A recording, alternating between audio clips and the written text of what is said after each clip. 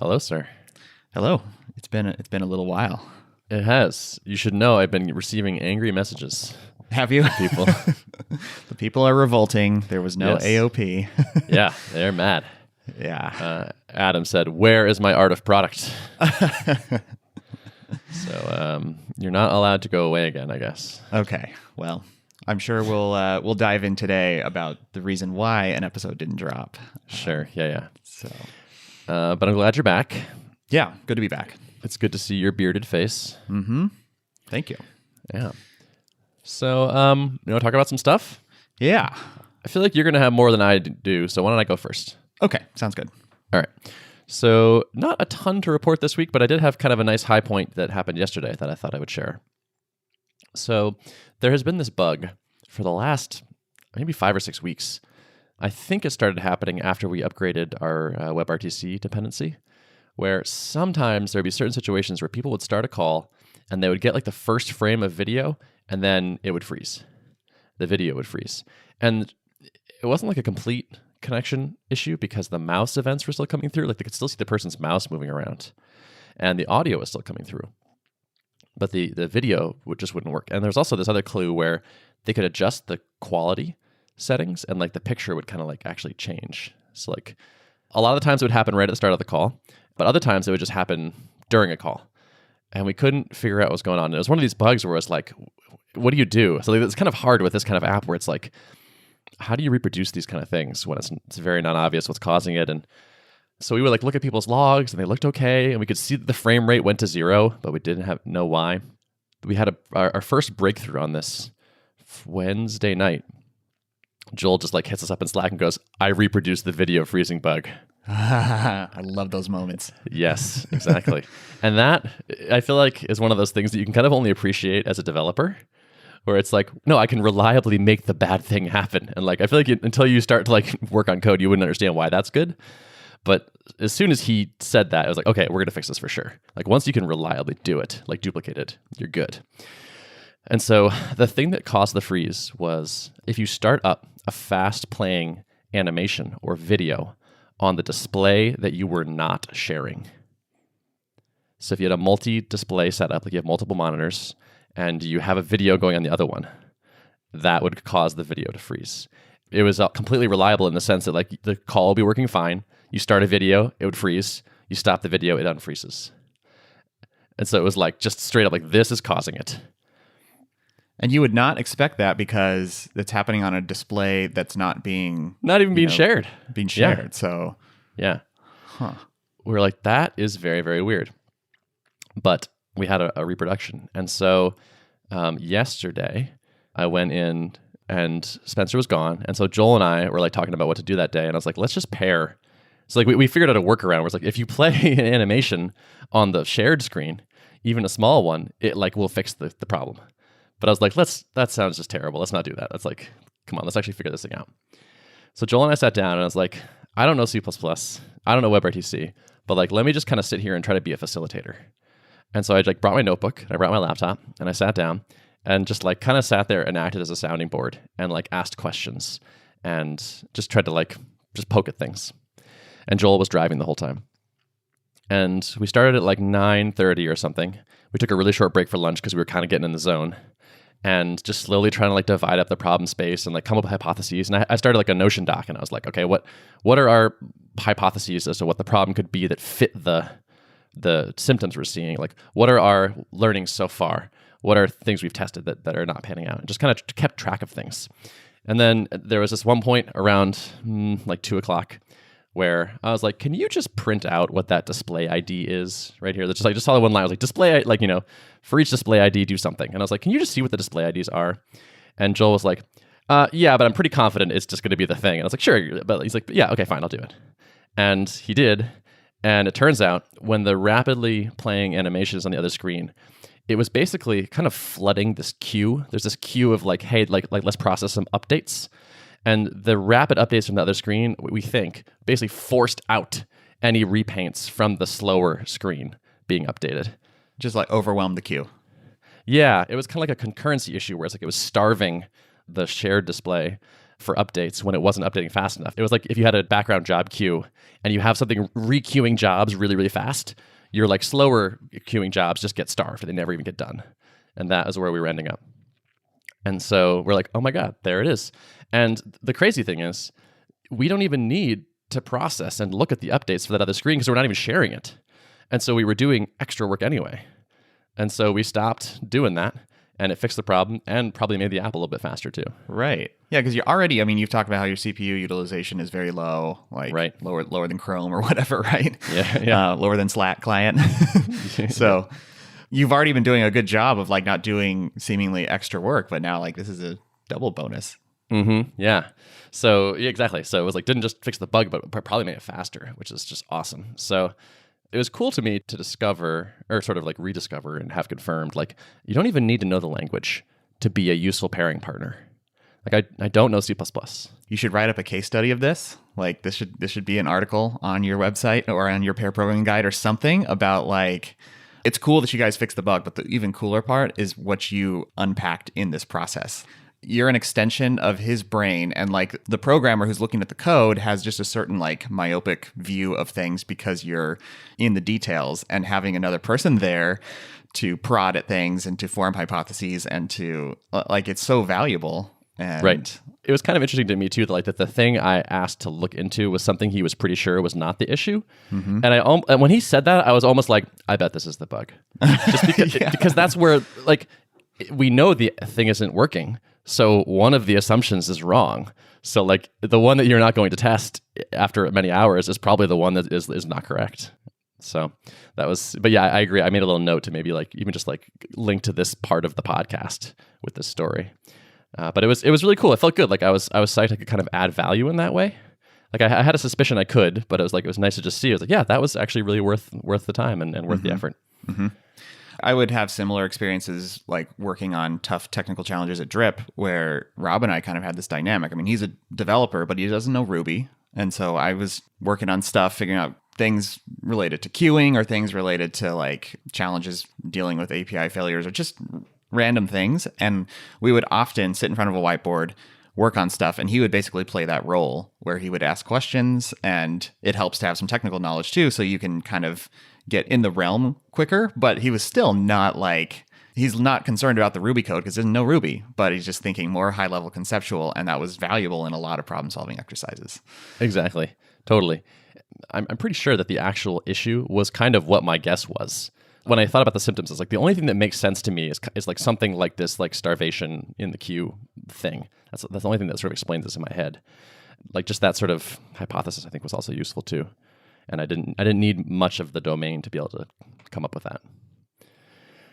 So yeah, that was a pretty cool experience. And then yeah, we shipped it yesterday, and it's just awesome to have that thing finally fixed. The thing is, like a lot of our customers want to have like faces, like see people's faces while pairing, and so they would throw like a Zoom call on the other monitor, which is video, and so that would cause like a freeze for a lot of people. Was this related to the update that you did, the dependency update, or was that unrelated after? We have not confirmed that. Okay. I think this is something that maybe used to work, and then WebRTC changed something and then stopped working, but we're not sure. We haven't looked into that. So do you have a general fear right now around updating your dependencies, or are you taking the position of like update them pretty aggressively and do QA to catch these kind of things, or like what's your process like on that? Yeah, I would say that's pretty close to it. We update it pretty frequently, and then we just have like a pretty big QA checklist of things that we check. Because I mean, it should be getting better, right? You know, like there's a lot of engineers at Google working on this, so like hopefully, like it just makes it better and more reliable. But yeah, you can't really know. There's probably some churn that's just, you know, new bugs and whatnot. Yep. And for a lot of this stuff, you can't really easily write even like integration tests, right? Because oh God, no. Yeah. It's like I started like peeking at some of the tests in the WebRTC code base, and there's some, but it's a pretty hard thing. Like, how do you? So I think over the long term, coming up with clever ways to build a nice test suite in some ways would be great. I think it's actually a really big and really hard problem. So it feels like a long-term investment that we're going to make as things get a little more stable. But for now, it's just kind of like, all right, just run down the checklist and click on all the things. Yeah, maybe it would look like literally spinning up remote OS X instances on other sides of the country, spinning up a session, and then having like visual CI happening where you're like looking at the screen and like basically automating what a human would be doing during the QA process. Like think about like audio issues where it's like, how do you make sure the audio is not distorted? Like, ooh, like record a waveform and compare it and with some sort of diffing algorithm. And how do you make sure that like when you switch audio devices on the operating system level, it reflects it correctly? And this is a very hard to test app. For all these things I can think of, okay, well, if I had infinite time and a ton of ability, we could come up with a harness that would look like this. And I think eventually, hopefully, maybe we will. But today is probably not the day. This is like real hardcore low-level programming where, unlike being in the kind of the web development tier where you can pretty much rely on a solid methodology of testing to cover a lot of issues that may arise, like this is where it helps to also be a very diligent, methodical, detail-oriented programmer, because a lot of this stuff you simply can't cover with automated testing, and so you have to be on your game. One nice thing is we have call quality ratings that we collect. So after a call ends, we ask you how it was, and now we actually just made that some more sophisticated, so you can like click that you had like specific issues. One thing we do is like we'll watch for crashes. That catches like the worst thing, but then we also watch the call quality ratings, and so it's like, okay, we can see that we're tracking along our normal average. So it's probably okay, which is not ideal because, if it drops, like our customers have had bad experiences, but there's not, it's better than nothing, I guess. Yeah. Better to have an indicator than no indicator, right? Right. Exactly. Yeah. We have this cool dashboard, which is like average call quality rating by version. So we can just see like how are things for the latest thing we just pushed versus the historical trend, which is smart to awesome, be segmenting by that. Yeah. Yeah, and I'll say as of right now, this latest version has the highest call quality rating of the last 10. So hey, maybe the getting rid of that freeze has improved things. Probably couldn't have made it worse. But, anything's possible. But it's so possible, man. WebRTC is big. It's just a lot of it, and there's a lot of like tricky concepts going on that I wasn't even aware of. Like you gotta do some fanciness if you want it to be fast. Where it's like, okay, like let's find out, like, okay, what's changed on the screen? Okay, well, there's a Mac OS API for this. That's kind of complicated, and you have to register some callbacks, and there's a bunch of handlers, and then it's nasty. Yeah, this is real programming. Yeah, exactly. Like, what's changed on this screen? It's like, no, here's all of the screens, and then you got to go figure out the rectangles that have changed, and there's a lot of shenanigans. But one medium-sized step forward this week, which feels pretty awesome. Again, like this is probably our worst failing right now in terms of like where the call just gets borked. Like it was the most commonly reported. Like this is just like broken. I want to chase the like make it even faster and make it even more beautiful and all that. But if you have people whose just like calls are not even like passable, then it's like it makes sense to focus on this kind of thing. Right. Yeah. So yeah, nice, man. Yeah. So programming, I did some kind of, and the moat got a little bit deeper. A little bit deeper, but then I explained how to make the moat a little bit, so I should have just kept my mouth shut, but no, it's okay. So you've been off doing a thing. Yeah. So, after our last recording, listeners probably could tell I was in quite a contemplative mood, thinking about a lot of things. What does the future of Level look like? Let's see, we recorded on Thursday, and I decided to head out for a 10-day retreat up to the North Shore in Minnesota, and the agenda was have no agenda, do some reading, do some hiking, bike around, sit by a fireplace and just think and try to disconnect a bit and, not be on the internet. Like I brought my laptop and my phone in the event of emergencies, but the goal was like to stay off them as much as possible. Yeah. Were you alone? My wife came with me, okay, nice.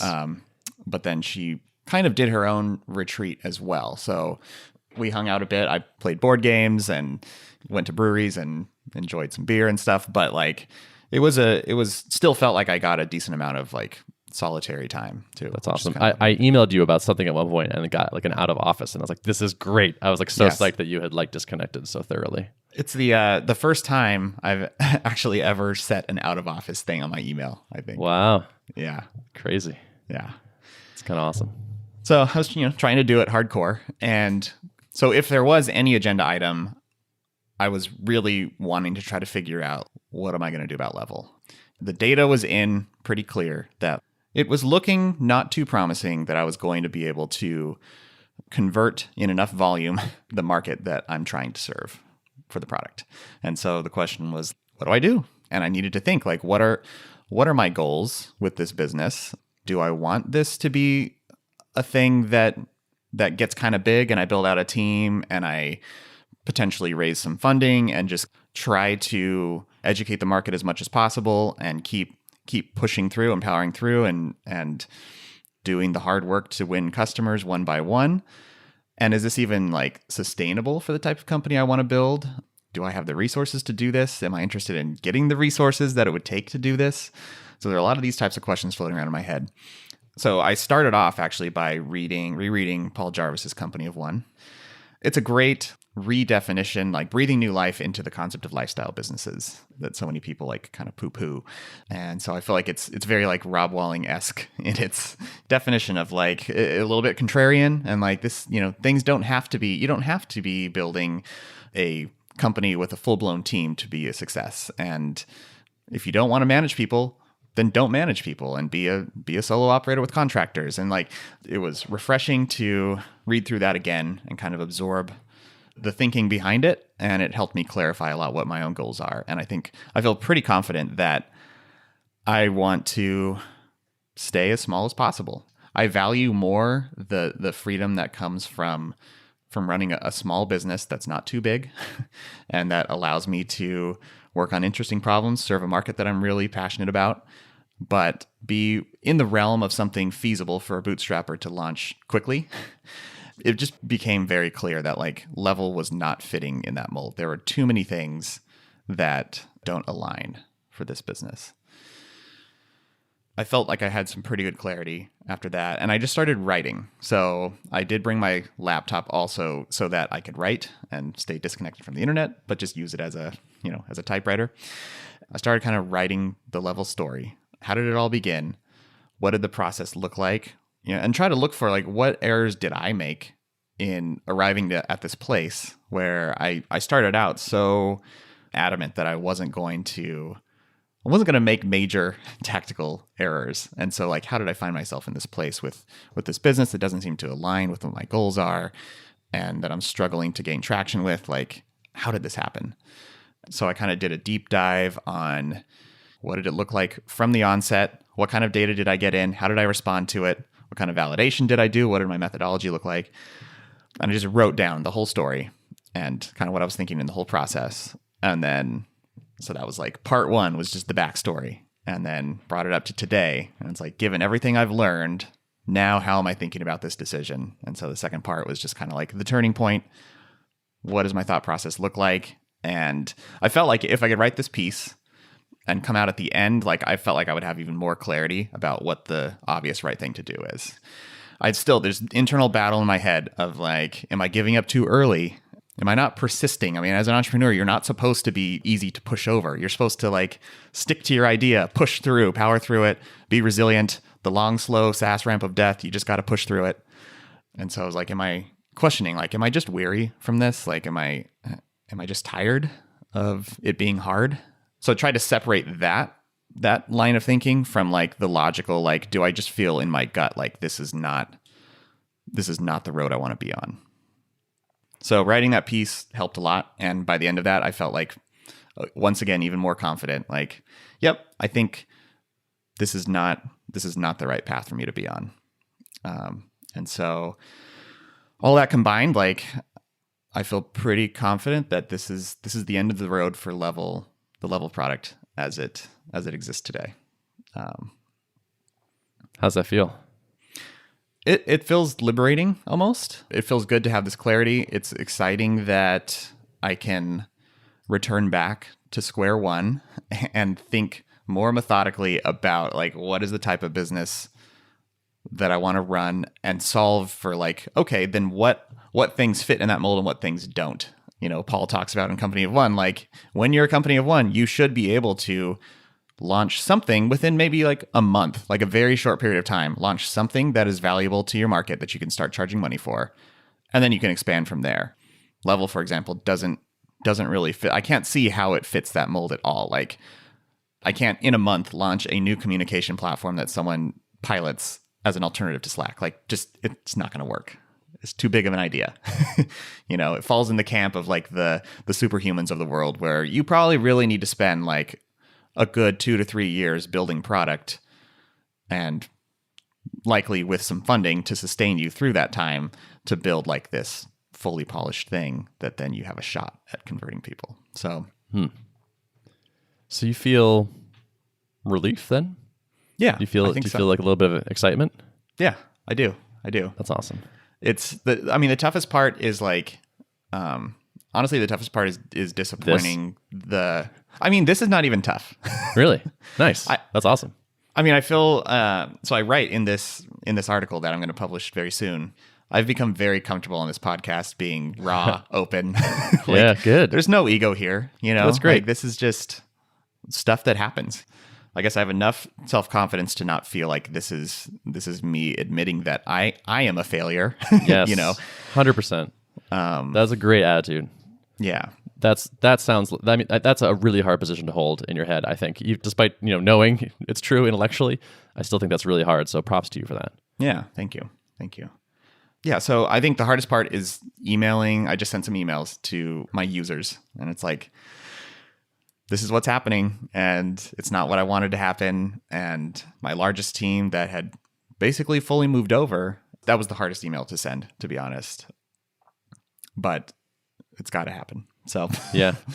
Did you try one last Hail Mary? Like, I'm shutting this down unless you pay me $100,000 a month. No, I didn't do that. Okay. You probably shouldn't. Yeah. Huh. I like this move a lot, honestly, especially as you talked with such clarity about the kind of business you want to build. I was thinking about that, like, product market founder fit. Like, is the business shaped the way that you want to live your life? And I think that's such a huge, important consideration. There are so many businesses you could go build, but it has to be something you're going to enjoy working on. And like, the day-to-day has to be pleasant to you, or you'll never, like, you just can't put, like, it's just too demoralizing. If you build yourself a job and you don't like it, like, damn, that is terrible. Yeah. That'd be rough. Yeah. And that's, something I kind of talk about in my article as I'm reflecting on like, what's next? So there's a little bit of reflection on, I think, something that influenced my decision-making when I was choosing to pursue Level. I became enamored with this idea. It's a big idea, but I somehow felt like I could maybe straddle the line of like, maybe I can keep this small. I'm a solo founder with a little bit of runway. Like, maybe I can just do this, but this thing also has the potential to be a really big idea. And so I kind of straddled both camps of like, I'd be cool keeping this small, but also this might be catching a wave of people who are dissatisfied with Slack, and maybe this movement will grow in tandem with my progress on the business. And if I happen to be right in the right place at the right time for people who are, thirsty for an alternative, then this thing could get big. That's a dangerous way to think about a business. Like, you got to be realistic about what you want. Do you want to go big, or do you want to stay small? And I think it's hard. It's hard to, not that it never works out. I mean, sometimes people probably start out assuming they'll stay small, and then boom, it just like takes off. But it's better to choose a right-sized idea for the type of company you really want to build.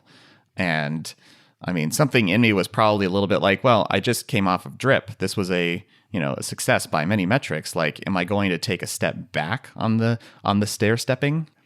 I tend to think, Rob's kind of stair-step approach article, which is, widely circulated, very popular idea. I tend to think of that, or I tended to think of that as like almost like that's only for beginners who are like starting on the stair-step thing. And that's not a state you want to stay in forever. You start with these small things and you move up to something bigger. But I'm like, what if there's nothing wrong with staying lower on the stair steps, staying with like simpler, more targeted tools that are not going to maybe be insanely valuable, and maybe you end up with several of them to make a small suite of products or something like that. But what's wrong with that? There's nothing wrong with that if it fits with your goals as a founder. And so I guess I always saw the stair steps as like a path towards the bigger thing. Like, the goal is to go bigger, and it's like I'm not convinced that that's necessarily right for me, and that's okay. Yeah, absolutely. No, I love it. I think persisting despite this mismatch that you have identified it doesn't make sense. Like if you're clear about your goals, I feel like you should just act like swiftly when you realize you're not progressing towards them. And I'm not shocked to hear that you feel like relief and feel like kind of positive about it. This was actually my guess, was like there's gonna be some painful moments through it, but also then this sudden sense of like, all right, I don't have to do that thing anymore. And like I'm still in a good position. You've learned a lot of things. You have like a lot of skills that you didn't have before. And it's just, I think you're in such a good spot. Yeah. Probably my worst day, my lowest point it was like shortly after I launched to the second cohort, I think, of people. So I, invited a total of 1,000 people in. And when it was appearing to be a repeat of the first cohort, which was like a lot of poking around, a lot of trying it, not a lot of indication that anyone was going to actually go further than that. That was probably the lowest point because I was still like, my mind was still in the mode of like, I'm going to do whatever it takes to grow this thing and to get this thing off the ground. And so when I was still on that path, on that road, and seeing things, all the indicators pointing in the opposite direction, that was my lowest point. And as soon as I turned my direction and like was willing to say like, yep, I think this is not going to work, then most of my anxiety lifted and my headache went away. Like everything just kind of physiologically improved. I was just like, so I felt pretty at peace. Even going into the retreat, I was pretty at peace, but I still wanted to go through a rigorous exercise of thinking about this and evaluating and making sure that that it wasn't just burnout or something that was making me feel this way. And so, yeah. It sounded like this, you kind of reached closure pretty early on in the retreat. Did you go further? Were there more things that you dove into, thought about? I did. So I explicitly told myself that I wasn't going to try to like sit and do a bunch of brainstorming sessions and come up with a new idea. Like that's what I was going to try not to do that. Although I did allow myself, like it happened a few times. I was like, various points, I'm just sitting there and I'm like, okay, I'm going to start scribbling in my notebook, but I'm not going to put pressure on myself to like come back and have like this like objective that I was going to try to like check off, I have some ideas about a general direction, like a general market I want to serve. We had brainstormed in our postlude a little bit on some different directions. So I feel like there's a number of things swirling around in my head at this point, but I'm obviously not ready to commit to any particular direction at this very moment, but I feel like things are starting to swirl around a little bit. And I also think that I want to take this time to slow down a little bit. Coming out of Drip, I didn't slow down at all. The manifesto launched the Monday after my last day at Drip is when I shipped the manifesto. I've discovered on this retreat that I'm mostly incapable of taking downtime, which is not a good thing, and I want to fix that. Because I think that's where really valuable thinking happens, and a lot of it did happen on this retreat. And how am I supposed to come up with a good idea and think clearly about a market I want to serve and come to some of these like deeper answers when I'm too much in the weeds of the doing? Sometimes you have to step back, disconnect, and be able to think. And I want to be able to do this more frequently and not have to leave town and get out of my normal environment to be able to do this. I think this is something that's really valuable to be able to do. So I want to be able to take mini retreats in the evening after I close up shop for the day on work and hopefully be off of technology more and, putting myself in do not disturb mode off hours as a regular thing. So I want to cultivate this kind of ability to be offline so that, because I think that's where a lot of synthesis happens. A lot of good ideas come out of that. Yeah, I love it. So, well, you seem a bit calmer, honestly.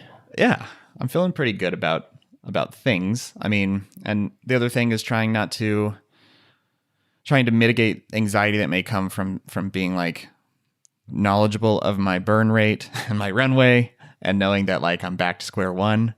But I feel pretty convinced at this point, like I've convinced my irrational brain also that like this is valuable to take a step back and be methodical and not rush into anything right now, because that will pay off in the long term.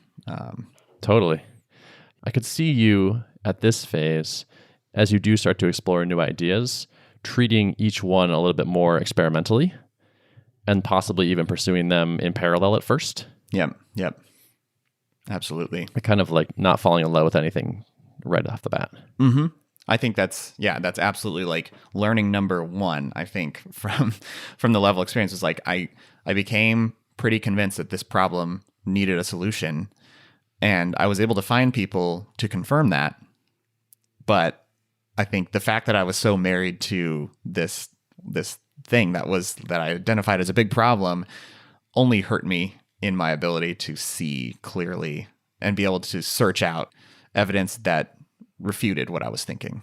I just became clouded by it. So I think I'm going to be much more skeptical about any idea that I have, and will be taking diligent steps to get confirmation on them. Nice. Awesome. Well, I'm optimistic for you. Yeah, thank you. Yeah. I feel like there are so many lessons that are really hard to learn until you actually experience them. Like I have a friend who comes to mind, and he's working at a company, and I see him doing this thing, and I keep trying to tell him, like, I don't think you should do this thing. I think you should do this thing instead. And he sort of just won't accept that. And I just think eventually he will come around as he experiences this himself. And I've just had to accept that fact for myself and just be like, you know what? You can't, it's hard to absorb things through advice. It's just not that good a medium. And so I feel like you're walking away from this with like some super valuable lessons that will help you so much. Mm-hmm. Yeah, and that's my hope in being this transparent about it. One, I just think there's value in it, as demonstrated by this whole podcast, and everyone who enjoys listening to our raw, unedited, thoughts and feelings about things. So I hope that this kind of deep dive retrospective piece that I'm going to publish will be a useful artifact for the community. I love that you took the time to go write it down. For me, that gets things out of my head so effectively. When I can't stop thinking about a thing, if I literally just write down the thing I'm thinking, my brain's like, all right, cool, that's processed. Next. Yep, exactly. That seems like so cleansing or something. Yeah. And I like, it's like I know there's going to be a lot of people who are curious what happened. And I like having this like definitive, like, here it is. It's 3,000 words. Read this to get the full picture, and listen to this podcast episode, and this will pretty well explain it and save me from, repeating it over and over again. Yeah. I mean, this is good stuff. And I think this is honestly when we are at our best. Like, I think this is when this podcast is most useful. And someone said that to me, like someone DM'd me and said, last week's AOP was like the best in a long, long time. And I super agree. I think just like hitting that level of honesty and talking about the things when they're not going as well, I think it's just so useful and so real and so good. And I'm psyched we're doing it. Yeah. Yeah. Me too. So I'm optimistic. I'm excited. I think there will be, even maybe as early as next week, I'll be able to kind of like dive into some of the directions I'm thinking about and stuff. And so, yeah. Cool. So can I keep my level t-shirt? Yes. So, I mean, I've thought about this because I have some, level swag out there, and it's like, well, if Level the app is not going to exist, but it's still the name of my company. So I think it'll just be the umbrella company will be Level at least. Oh, cool. And maybe something else will inherit the Level name. Who knows? We'll see. Nice. Is that an LLC that you spun up? Yeah. Yep. Okay. So cool. Nice. did the Stripe Atlas thing. So it's it's technically Level Technologies LLC. So excellent. All right. Yeah. So great. Well, so that shirt can just mean that shirt will just stand for the things that Derrick makes. Yep. I think so. Excellent. I saw you did a refresh of your personal site too. I did. Yeah. So and that was another, like, I flirted with like, is this breaking the rules of my no technology on the retreat? But I'm like, I go in 10 days, I gotta be creating. So my creative outlets were writing and then taking a couple days to redesign the blog. I pulled down, the Tailwind 1.0. Congrats, Adam. Just decided to refresh it and kind of prepare it for this next phase also. And I would like to write a bit more. I don't know. I've tried this in the past and haven't been able to stick with it, but I feel like it's something that I would like to do, is cultivate more of a habit of writing. And during this kind of in-between phase would probably be a good time to take another stab at it. So we should come up with a commitment mechanism for you. Yeah, we probably should. Because I mean, I just know how hard this goal is. Yeah. It's like you have to donate money to some cause you hate if you don't publish something. Or just give it to me. I'll take it. I'm going to try to do, like, maybe this is a cop-out, but I think I want to try to do, like, publish a few things on some kind of cadence. And if I can do that, then make the commitment. But if I can't even like get out That the is gate. a cop out. But if I can't even get out of the gate, like But you can probably get out of the gate by setting up stronger commitment. That's true. Is Yeah. the idea. Yeah. It's like, I'm going to fast for 24 hours, and if I make it, I'll go to 48. Yeah. But only if I make see. it. I see. Yeah. Well, I'll think about that. Well, yeah. Anyway, I'm psyched for you. I'm psyched to see where this goes. Thank you. Yeah. Yeah. Yeah. I'm feeling pretty good. And I will continue sharing on here about what's next. So Cool.